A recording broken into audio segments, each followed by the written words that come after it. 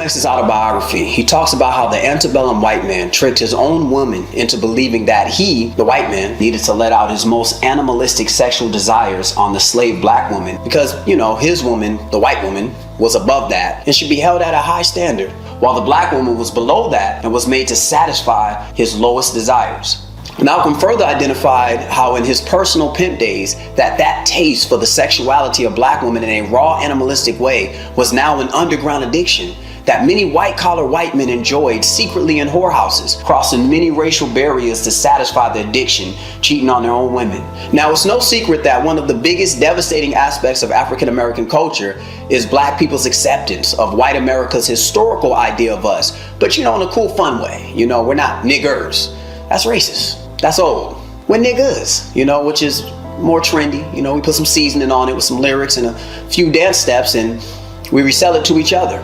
And we sell it to others. Well, could it be that what is deemed as sexual liberation for our women is truly getting them to accept an idea of themselves, which was rooted before any of us was even born?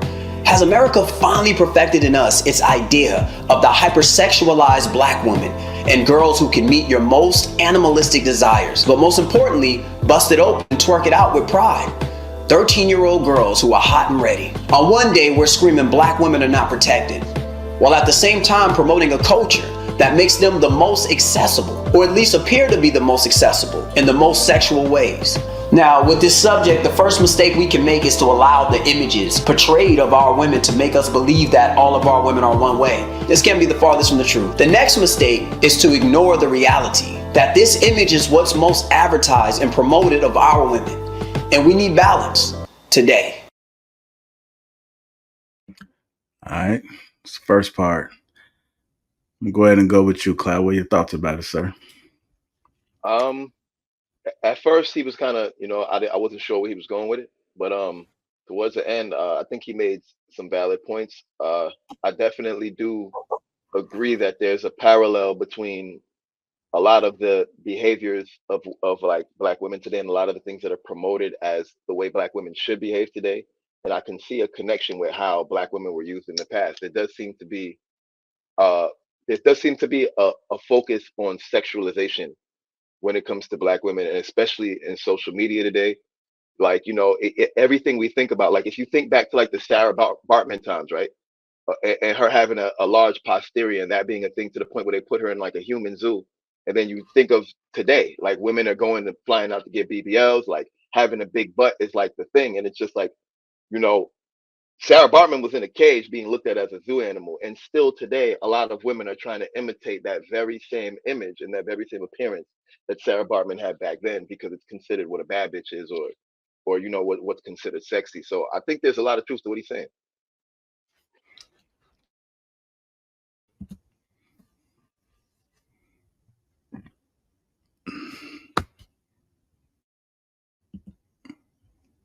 You good? All right. I'll come back to you, Trail. Go ahead, Hank. Look, man, 2024 is what we've been dealing with. We've been dealing for a long time. It's a psychological thing. A lot of women are dealing with this. They're going through it because they okay with it. They on one hand, they talk about we being over-sexualized, but you're doing these things. So it's kind of confusing to individuals who are on the outside looking in. How you gonna cry to be overly sexualized, but you doing these things? You don't want to be vilified or nothing like that. Made to look at it like a piece of meat or a piece of property or just something just to have and deal with and have sex with and toss to the side. You don't want that, but that's how you're acting sometimes. So what are you going to do to take your image back? I mean, black men have the same thing. We deal with the same things. I'm not going to say we're above that same stereotype or same mindset or the same issues we're dealing with. We looked at as criminals, thugs, lazy, shiftless, worthless people. Unfortunately, we got some people like that. And unfortunately, the old slogan, one apple don't spoil the bunch. Well, that's not how people look at it. They judge us all, paint us all with that broad brush, and it's us, It's just a situation we got to deal with. So let's, as men, I think we need to do what we need to do to break the stereotype. And as the women out here, hopefully y'all can do the same. And we look this better. I mean, look, we look at Kamala. You know, she's got this a history of supposedly sleeping her way to the top, unfortunately. And guess what? She's a black woman. She represents a lot of black women out here. But that's the what's going on behind the closed doors, the whispers and things are being said about her. That's the only way she can get there. No, why can't you get there by what you know? Maybe who you know. You know how hard you work. You know, but unfortunately, it is what it is. All right. You guys need me to play it again? Are we good? Yeah. No, Okay. I think we got it. I kind of disagree, particularly with the first part of that video, as far as like men wanting to fulfill their animalistic desires and stuff like that. Generally, men don't go to black women for that. Like, to me, I think they go to the other side when they're looking for that crazy stuff. To be honest, well, most men that I know anyway. So I think he could be very wrong on that part of it, and at least most women in my life for black women are like more on a conservative side. Now there's way too many ratchet women out here. We'll say that, right? But and for the reason why they act like that is because men support it. You could tell just by our Explorer pages what comes up. Like when you look at most people's Explorer page and what they actually click on, and then when you look at the view counts and the like counts versus what are conservative women getting. So if this is what is going to get you the attention, every woman wants attention, right? And the easiest way to get it is to just over sexualize yourself. And as long as they are rewarded for it, it's really no reason for them to stop. Especially when you could get to the point where you can monetize it. And a lot of women are monetizing their sexuality. Even a lot of the women who are saying things that are positive, they usually got their cleavage out, and they got these beauty filters on, and it's ridiculous. But that's what we click on. That's what we watch. That's what people are fetishizing about, and they're rewarded handsomely for it. So as long as that continues to happen, this is just the culture that we're gonna be faced with. I don't see a change in sight unless we do the change. We have to stop responding to it, but it's very difficult for men. It's a hard ask, right? For us to just say, you know what, man, I'm not watching anybody who put a booty picture up, man. I'm not liking that. Nah, I'm not looking. I'm gonna scroll right past it. I'm not watching that. Even though you see a wedgie all up in there and cheeks popping out of both sides of it, you like, even if you just stay there and look at it longer, they know how much longer you looking at it. So they're going to put 3 more booty pics behind that joint. So it's a endless cycle we're looking at. And when females behave like that, even in the clubs, when they behave like that, they get more attention, man. So I don't know how to stop it, because how do you tell men, hey man, stop, ignore these women, stop? And how do you stop? How do you get men to actually stop that? Because that's kind of like biology. What you got, Cloud? I see your hand raised. I wanted to add something to that, because I do agree with you. There's one nuance to it where I disagree a little bit, because I do think men do reinforce it. But on a certain level, I don't think it's always men that are reinforcing it. And I'm gonna give you an example, right? I don't follow Instagram models. I don't.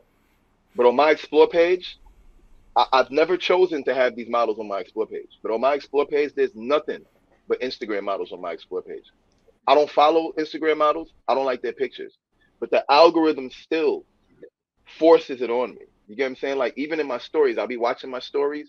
When I'm looking at my stories, it's always a page that has some name like "Watch Sex Now" or like some freaky, something. And it's like, it's getting to a point where and then even if you go out in public, right? Even if you're going out in public, let's say you just going to the beach sometimes, like, you might not have intentions of really looking like that, but the type of stuff that the women are choosing to wear is the type of shit that almost like you can't avoid looking, bro. Like it's like I'm out here at the beach and it's just 10 women just walk by with G-strings on.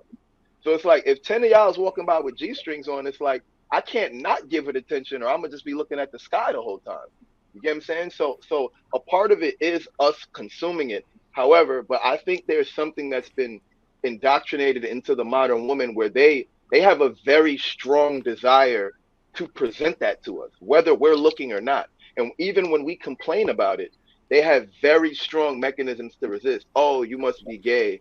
Oh, you're a misogynist. Oh, this, that, that. So even when men are actively protesting and saying, hey, this is a kid's event, put on some clothes, it's the women that are wearing it and the other women that are backing them up like, no, don't talk to her like that. She could wear what she wants. Yeah. There's nothing inappropriate about her tits and ass being out in front of these babies.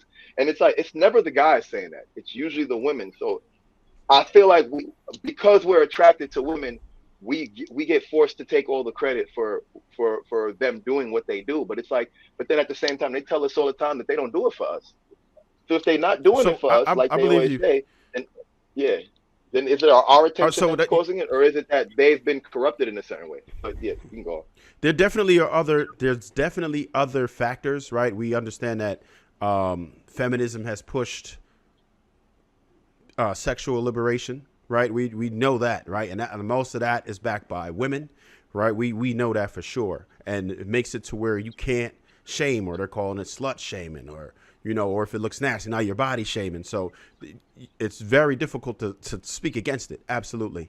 However, when you look at the damn comments and you look at the likes, some of it is women, but it's majority men, and they get a lot of support. I mean, a lot of support. Women like have like 3 million followers behind nothing but sexy pictures. And I'm telling you now, if men did not support it, they would absolutely fail. They can't be held up just by women. They can't monetize just by women, right? There's no such thing as OF if there's no men. No such thing. It will never exist. They couldn't even afford to operate that company. So there definitely are other factors that are absolutely in the way. But I'm always in a situation where, like, we're the leaders, control what you can control, and we can stop it. We definitely have the power to stop it, or just neutralize it to the point where there's very little that they can do to sustain it. And we don't really reward virtuous women as much as we do these Thadaroonies, man. That's just how it is. That's what we're doing. So it's gonna be tough, man. I don't even know how to approach. I mean, I do approach it. I talk about it. I speak to other men about it. I say that's what we need to do. But like, to get the masses to actually do it, it's an extremely difficult thing to execute because of biology. And we, you know, and we're all guilty of it to a certain extent, myself included. When somebody, you know, a chick walk by, we could be having a deep conversation. We could be talking about politics, anything, right? If you put a chick walk across this screen right now here on King Talk, everybody gonna stop. We're gonna experience like temporary paralysis. Everybody's just looking at the thing going by. We'll be in the middle of conversation, like, yeah, yo, did you see that game? Yo, LeBron scored, like, and then as soon as I do it, my man's just like, wait, what do you see? Wait, everybody stops and they all look to see, and then until she disappears way out of the frame where we can't even see it no more, and she just like a silhouette or something. We like, and then we continue our discussion. They garner this attention, man, and I don't know how to stop it. But it's bad because now social media makes it in your face, and a lot of it. And I'll say, even, I know you talked about the social media, you don't look on your Explorer page, but there's two other ways it'll come. We talked about it a couple weeks ago. One, your friends, and two, definitely from other things that you search on other platforms. I went to look up a cruise real quick on the internet. I am bombarded with cruise and vacation shit all on my timeline now. I could go to somebody's page, and in between their pictures now, they're actually sticking ads in between before I could even flick to that next person's picture. It's that bad right now. So anywhere, it's all over your footprint. There's special things that you have to do to go into Google to stop it. You got to go in there and disable a whole, there's videos on it. You got to disable a whole thing to get it out of there, or you just gonna have some serious trouble.